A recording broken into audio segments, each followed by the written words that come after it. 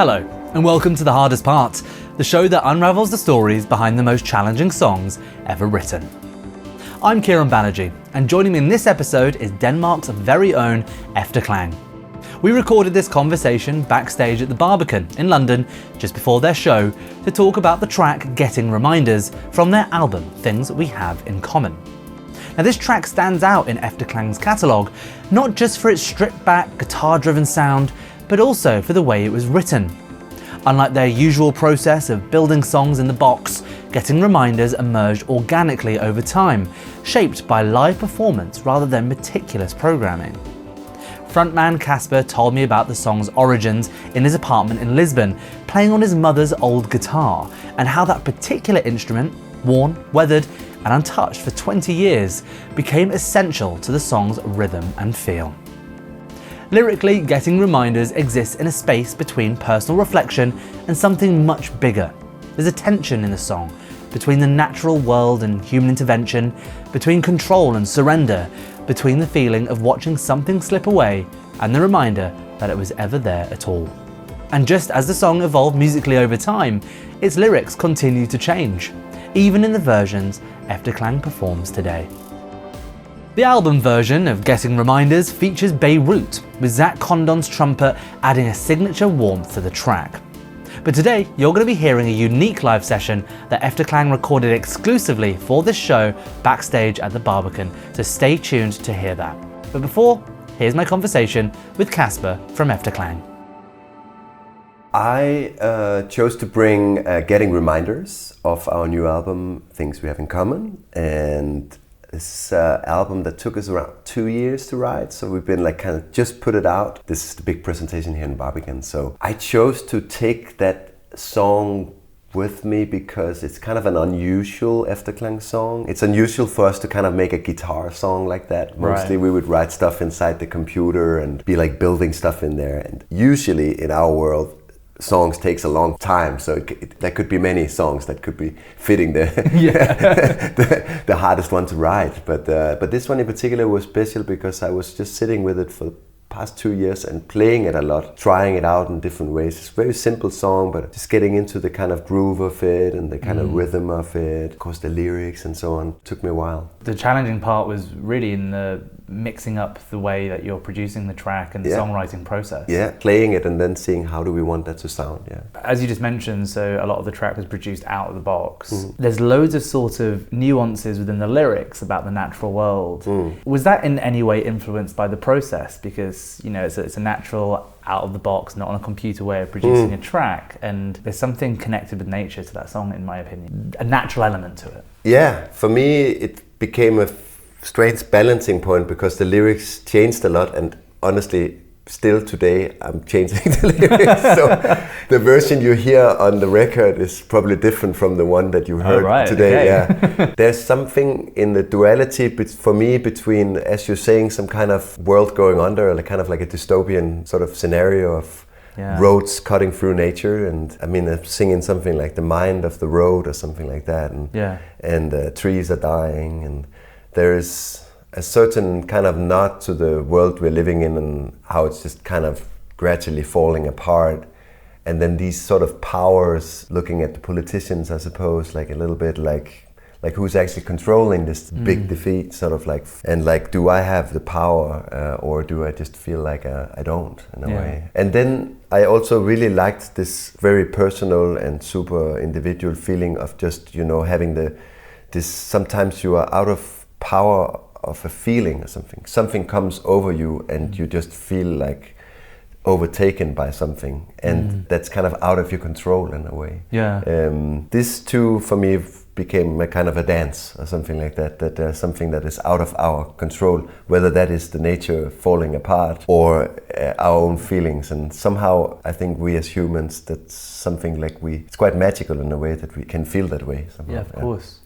I'd love to sort of drill down on the origin of the song. So where did the inspiration for the track first begin, and sort of how did it develop from there on out? A couple of years ago in my studio in Lisbon, where I've lived a long while, and I had my old mom's old guitar, like she hadn't been playing it for like 20 years or something like that, and been sitting at home, and I took it out and I started playing around with it, plugged it through some delays. I think that was kind of the beginning of it, and was just kind of getting into this groove of these gun gun gun gun. It's like a kind of a lot of up kind of getting a little bit of kind of North of African kind of Mali vibes at types in my mind, but through a Danish person, I suppose, like something like that. It's a unique influence. I was trying to bridge something there. I love a lot of music from there, but it's the simplicity of kind of simple chords, but more about the rhythm of them somehow. So I really like that kind of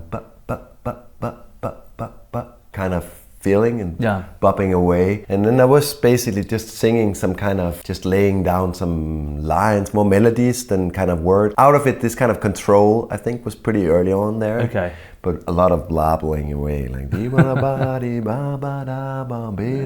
know?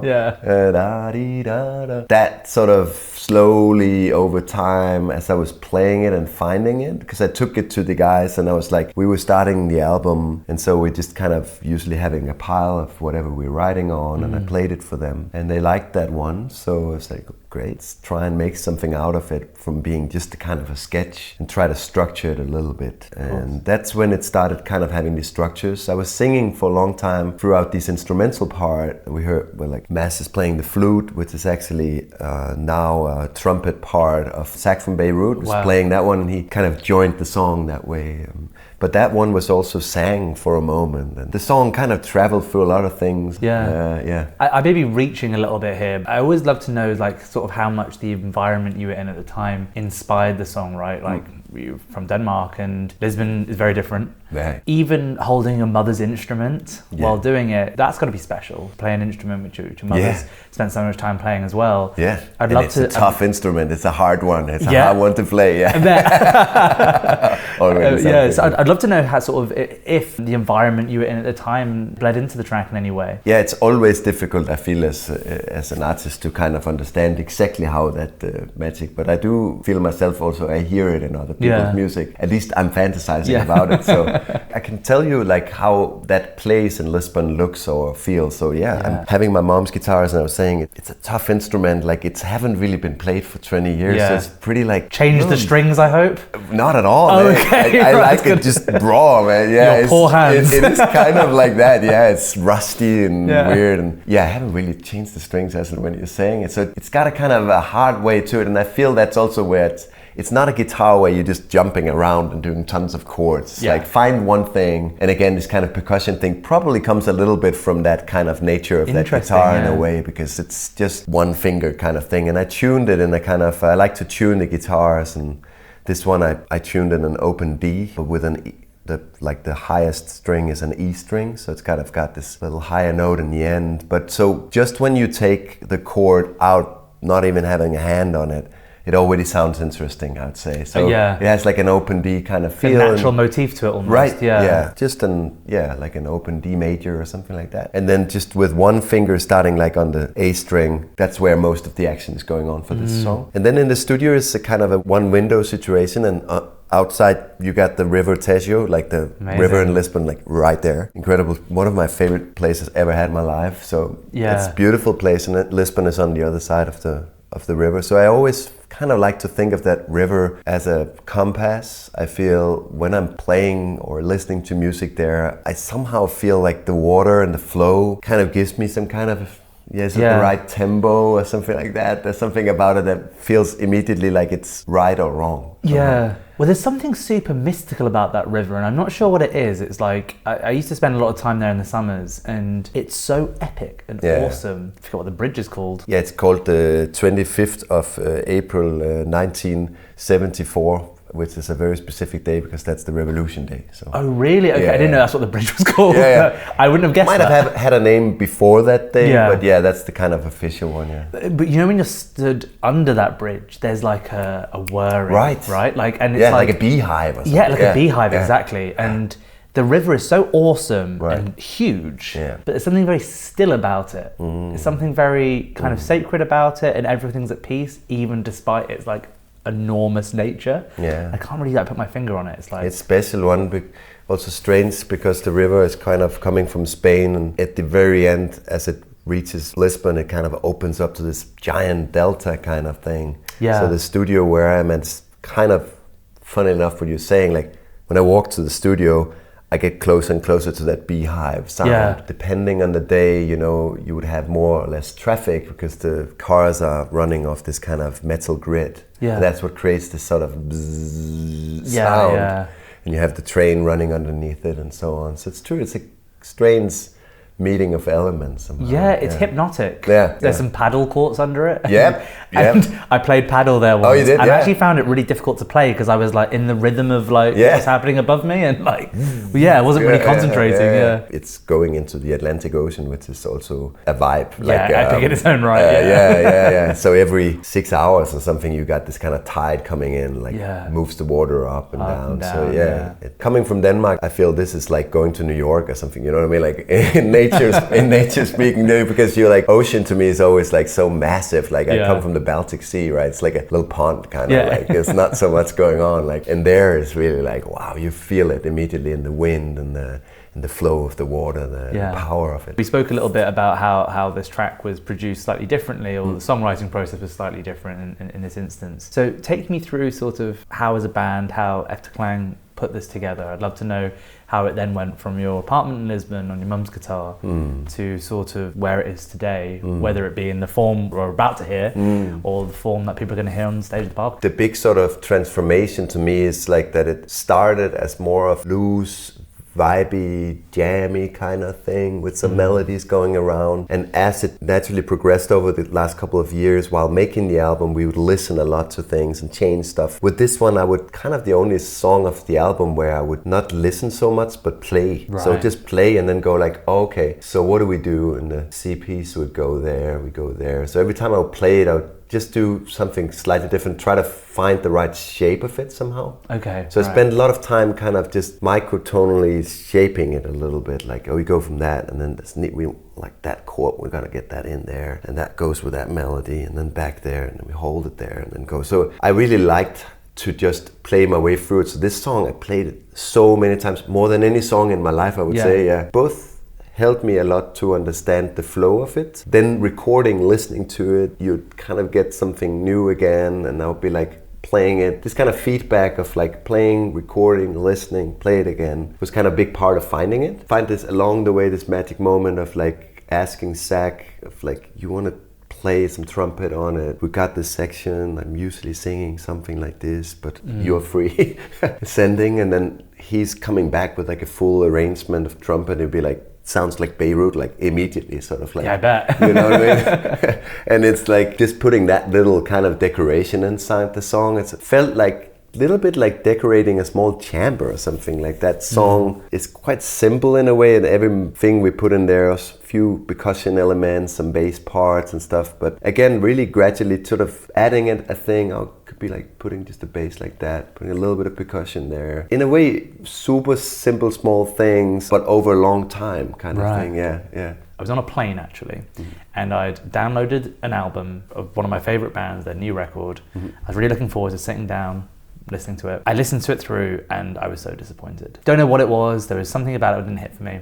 And then it flipped into an interview with the lead singer talking about slight nuances within one of the tracks. I listened to that interview and I listened to the song again, and now I think it's my favourite song. Oh my god, beautiful and track. There's all these nuances in like the lyrics and the vocal performance. Yeah. It's a tough one because sometimes I'm reaching a little bit of this. Our audience are about to listen to the amazing session you just did for us. Right. Are there any nuances you want them to listen out for which is going to change the way they experience it? Yeah, from my point of view, I think one of the things that I'm always conscious about in my mind or occupied with while playing the song, the sound of the vocal and the nuances of the vocal. So I'm battling a little bit sometimes in there, because on one hand I know that what I want is when I don't think about it and I just let it go.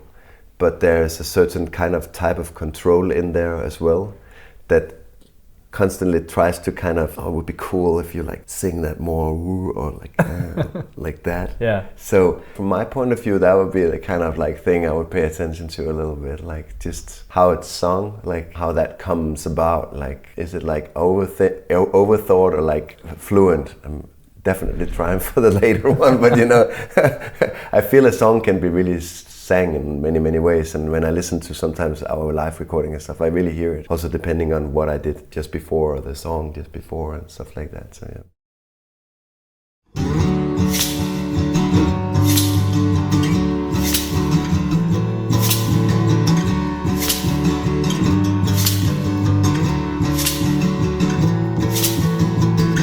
Getting reminded our freedom.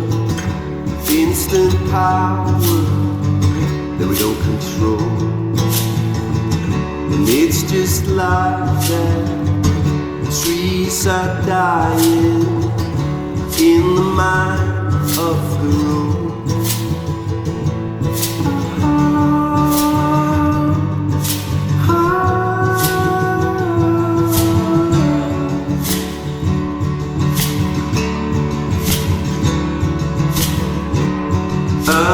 Transit, only passenger on the mind of the road. Deep cutting, only acid, we've been gone for a walk.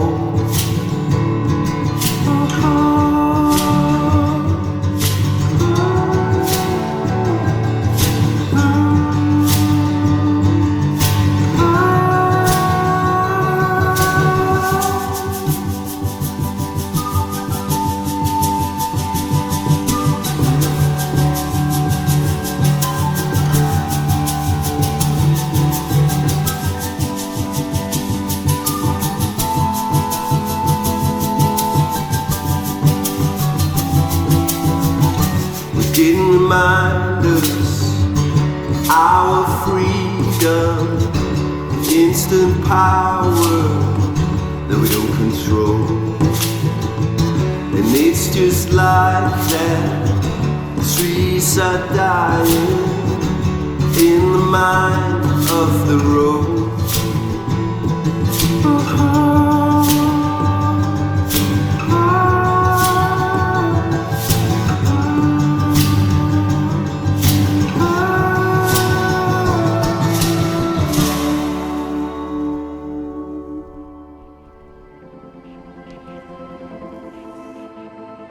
Thanks to Efterklang for coming on the show. Make sure to subscribe and follow The Hardest Part wherever you get your podcasts. We're on Apple Podcasts, Spotify, YouTube, and all other major platforms. The Hardest Part is mixed and produced by myself. Our engineering team is Max Walker and Chris Goldsmith. Our creative team is Callum Baker and Giovanni Almonte, and this episode was recorded at the Thin White Duke Studios in London's Soho. Thanks for tuning in.